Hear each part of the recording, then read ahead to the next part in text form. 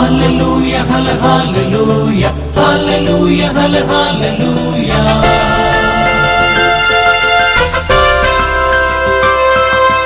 La la la la, la la la la, la la la la,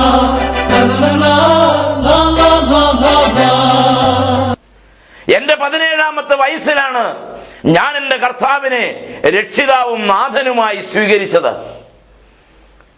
പ്രസംഗിക്കുന്ന എല്ലാവരുടെയും വാക്കുകളിൽ നിന്ന് അടർന്നു വീഴുന്ന ഒരു വാക്കാണ്, ദൈവം അനുഗ്രഹിക്കും, നിങ്ങളുടെ രോഗത്തെ സൗഖ്യമാക്കും, നിങ്ങളുടെ ബാധ്യതകൾക്ക് ഒരു പരിഹാരമുണ്ട്, നിങ്ങളുടെ ബന്ധനങ്ങളെ അഴിക്കും, നിങ്ങളുടെ കുടുംബത്തിൽ സമാധാനം തരും, അവൻ സന്തോഷം തരുന്നവനാണ്.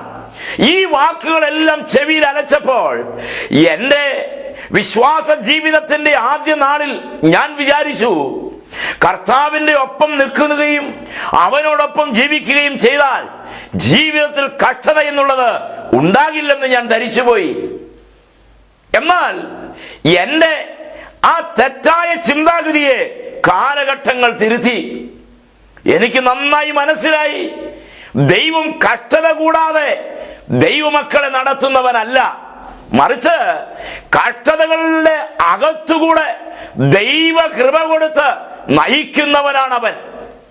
ഞാൻ ഒരിക്കൽ കൂടി പറയാം, അവൻ കഷ്ടത കൂടാതെ നടത്തുന്നവനല്ല, കഷ്ടതകൾക്കിടയിലൂടെ ദൈവത്തിന്റെ കൃപയിലൂടെ അവൻ നയിക്കുകയാണ് നമ്മെ സംബന്ധിച്ചിടത്തോളം.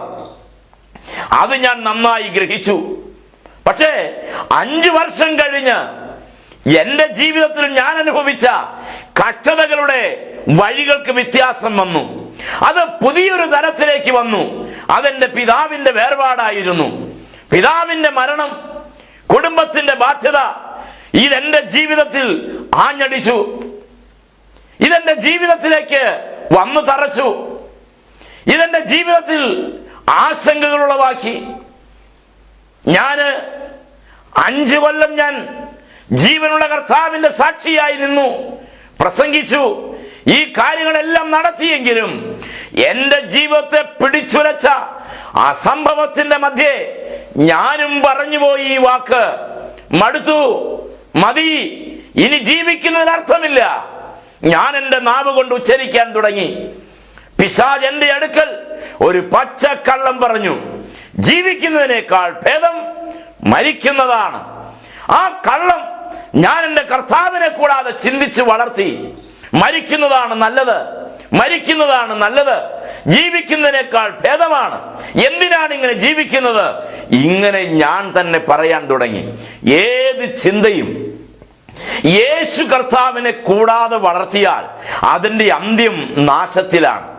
അതിന്റെ അന്തം എന്താകുമെന്ന് നോക്കി നിന്നാൽ നമുക്ക് മനസ്സിലാകും, അത് നാശത്തിൽ കലാശിക്കും. മനസ്സിൽ ധാരാളം ചിന്തകൾ വരും. നെഗറ്റീവായിട്ടുള്ളത് വരാം, പോസിറ്റീവായിട്ടുള്ളത് വരാം, വളരെ നല്ലത് ചിന്തകൾ വരാം, തെറ്റായ ചിന്തകൾ വരാം, ആശ നൽകുന്നത് വരാം, ആശ കെടുത്തുന്നത് വരാം. ഇതെല്ലാം നമ്മുടെ മനസ്സിൽ ഓളം വെട്ടുമ്പോൾ, ഏത് ചിന്തകൾ വന്നാലും അത് ഡെവലപ്പ് ചെയ്യുമ്പോൾ, അത് പണിതെടുക്കുമ്പോൾ, നമ്മുടെ വലത്തുഭാഗത്ത് കർത്താവ് തണലായിട്ടുണ്ടെങ്കിൽ മാത്രമേ ആ ചിന്തയെ അവനോടൊപ്പം ചേർത്ത് വേണം പണിയാൻ, വളർത്താൻ, ഉയർത്താൻ. അത് ഞാൻ പഠിച്ചു. എനിക്ക് മനസ്സിലായി, മരണം ആണ് ജീവനേക്കാൾ ഭേദമെന്ന്. ഞാൻ വിഷം വാങ്ങിച്ചു, ആത്മഹത്യ ചെയ്യുവാൻ തീരുമാനിച്ചു. ഏലിയാവിനെ പോലെ ദൈവത്തോട് അനുവാദമൊന്നും ചോദിച്ചില്ല. ഏലിയാവ് പറഞ്ഞു, മതി യഹോവേ, എന്റെ പ്രാണനെ നീ എടുത്തുകൊള്ളണമേ. അവന് സൂയിസൈഡ് ചെയ്യാനല്ല അവിടെ കിടന്നത്, അവന് ജീവിതം മടുത്ത് അവിടെ തളർന്നു കിടന്നതാണ്. എന്നാൽ ദൈവം ഏലിയാവിന്റെ തളർച്ചയിൽ ബലപ്പെടുത്തുകയാണ് ചെയ്തത്. ദൈവമക്കൾ തളരുന്നത് ദൈവത്തിന് ഇഷ്ടമല്ല. ഈ സന്ദേശം ശ്രദ്ധിക്കുന്ന ദൈവമക്കളെ, ഒരു പക്ഷേ ഇന്നലെ നാം അഭിമുഖീകരിച്ചതായ ചില പ്രശ്നങ്ങളുടെ പുറത്ത് നമുക്ക് ഇന്നൊരു ഉത്തരം കൊടുക്കാൻ കഴിയാതെ ക്ഷീണിച്ചിരിക്കുന്നവർ എന്നെ കേൾക്കുന്നുണ്ടാകാം.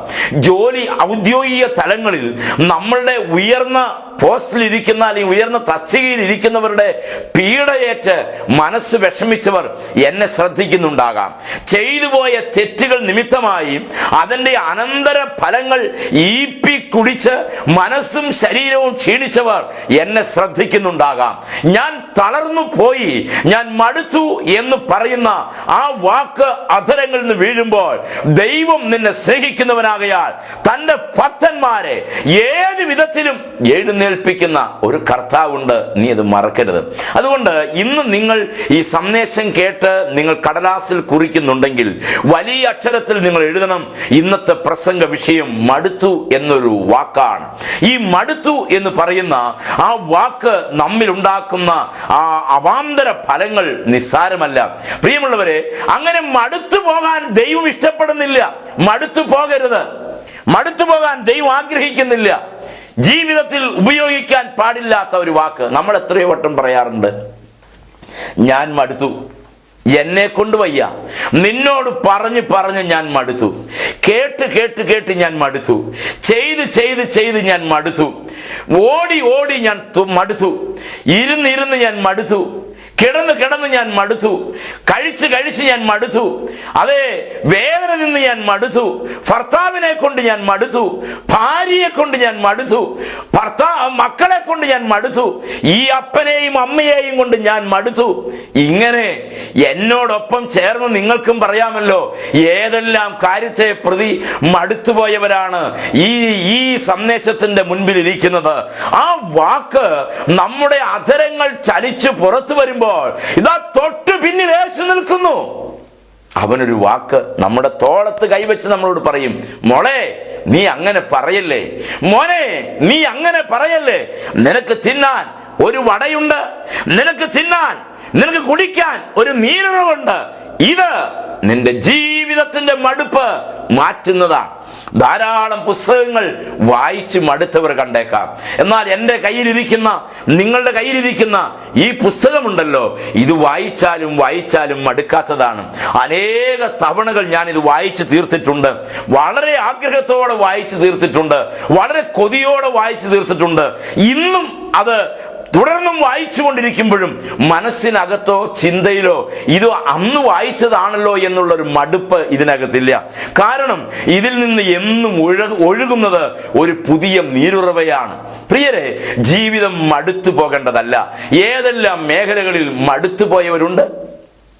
മടുപ്പ് മാറ്റാൻ കർത്താവായ യേശുക്രിസ്തുവിന്റെ സന്ദേശത്തിന് കഴിയും, അവന്റെ വചനത്തിന് കഴിയും.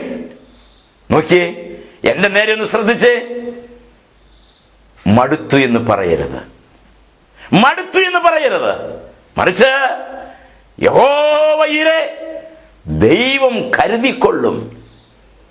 മടുത്തു എന്ന് പറയാനല്ല, എന്റെ ദൈവം എന്നെ നടത്തിക്കൊള്ളും, എന്റെ ദൈവം എനിക്കായി കരുതിക്കൊള്ളും എന്ന് പറയാനാണ് ദൈവം നമ്മിൽ നിന്ന് ആഗ്രഹിക്കുന്നത്.